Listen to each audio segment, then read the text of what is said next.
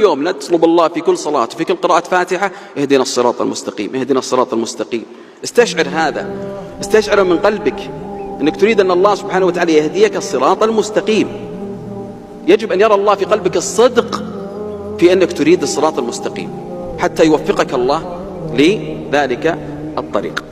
الأمر الثاني شكر الله سبحانه وتعالى على نعمة التوحيد، لأن كلما شكرت الله أكثر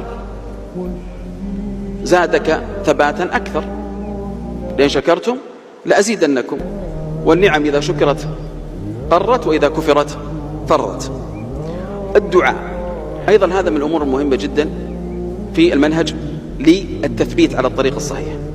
الدعاء الآن في كل صباح علمنا النبي صلى الله عليه وسلم، في كل صباح علمنا أن نقول الدعاء الشهير: اللهم فاطر السماوات والأرض عالم الغيب والشهادة أنت تحكم بين عبادك فيما كانوا فيه يختلفون اهدني لما اختلف فيه من الحق بإذنك إنك تهدي من تشاء إلى صراط مستقيم. نقولها في كل صباح ومساء.